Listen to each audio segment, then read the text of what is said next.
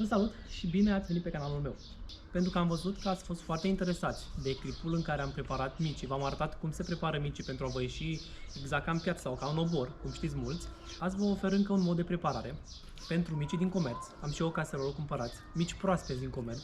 Nu cumpărați congelați pentru că nu sunt așa de gustoși, carnea îți pierde din gust.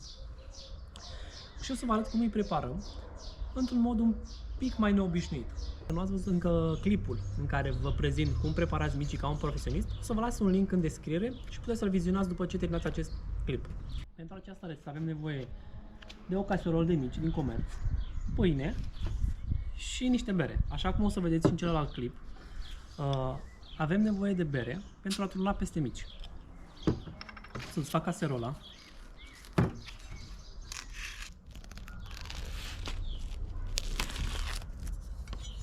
Primul lucru pe care trebuie să facem la mici, punem un pic de bere peste ei. Îi lăsăm cam 20 de minute în bere, să fie un pic acoperiți de bere și noi trebuie să ne ocupăm de foc acum. O să avem nevoie să întindem acești mici pe niște felii de pâine. Dar o să vă arăt cum procedăm pentru a nu arde felia de pâine și pentru a se găti și micul în interior.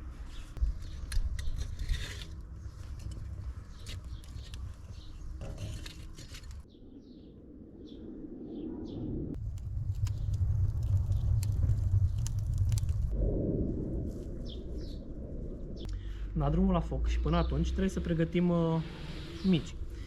Vom tăia pâinea cam la un deget și un pic grosime.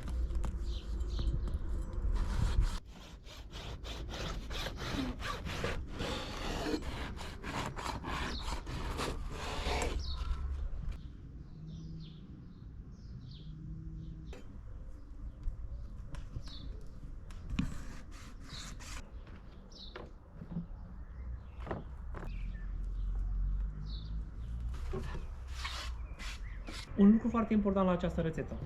După ce ați pus berea, o să vă rămână bere în sticlă. Trebuie neapărat să o beți, să știți. Vă urez o zi frumoasă și mult noroc!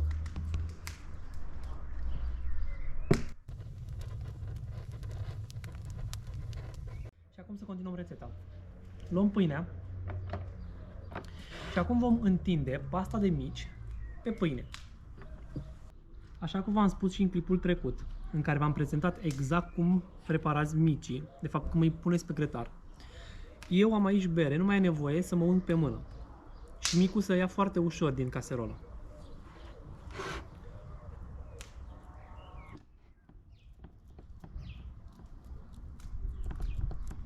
Întindeți tot micul pe felia de pâine.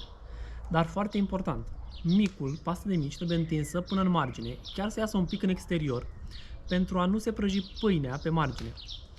Dacă lăsați goluri libere, aici se va negri pâinea și nu o să mai fie deloc gustoasă. Așa că veniți cu pasta de mici până în margine, chiar un pic să depășiți.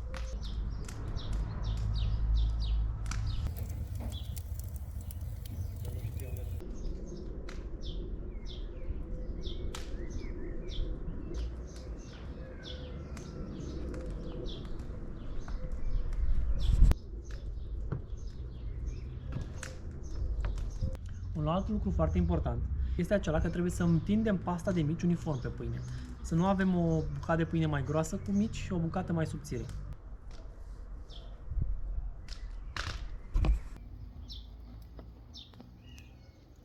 Am terminat de pus pasta de mici pe pâine. Cam așa trebuie să arate. Deci foarte important, un strat uniform și mergem cu stratul până în margine, ca să nu ardem pâinea pe margine. Ea o să fie ca un fel de protecție cumva pentru pâine. Acum așteptăm să facă jarul și mergem cu ei pe grătar. Eu am oprit să-i fac și pur și simplu micii clasici. Am oprit jumătate de caserolă aproape și mergem cu ei la grătar.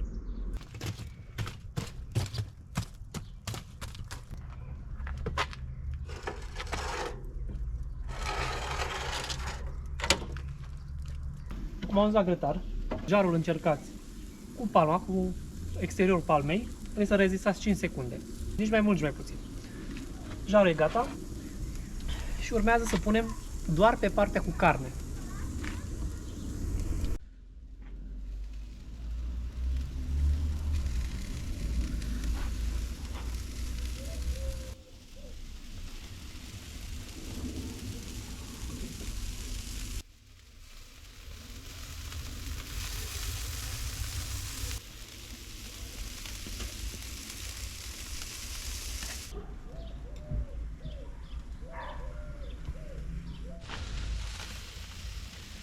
Mai lăsăm 2-3 minute și sunt gata.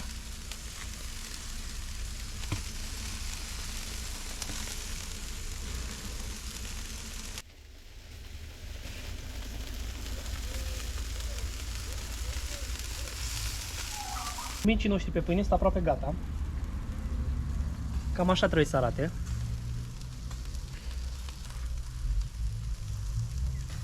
Vom montate și pe cealaltă parte ca să prăjim un pic și pâine.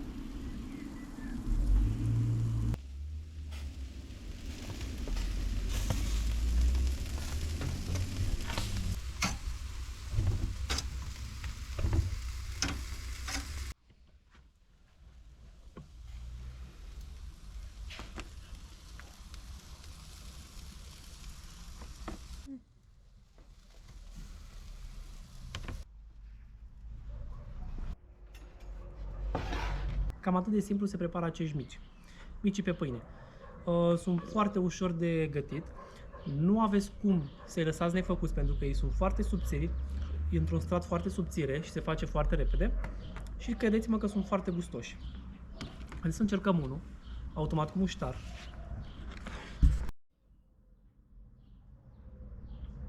Să gustăm unul, să vedem cum a ieșit.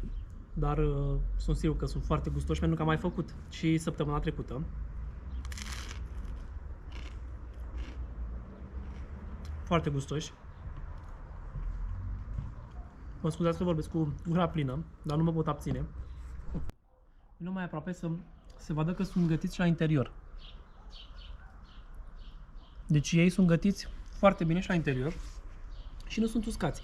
Pâinea e crocantă pentru că am lăsat-o și pe cealaltă parte. Dacă doriți, dacă vreți să nu faceți pâinea, puteți să nu o întoarceți pentru că oricum o să fie caldă. Deci aceasta a fost rețeta de astăzi.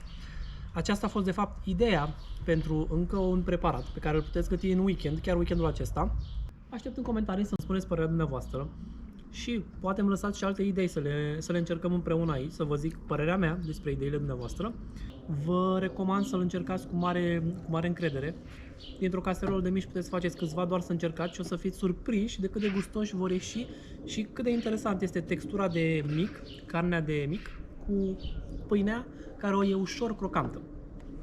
Dacă v-a plăcut ce ați văzut astăzi, abonați-vă la canal, apăsați butonul de like și vă aștept la următoarea rețetă. Până atunci vă urez un weekend sau o săptămână minunată.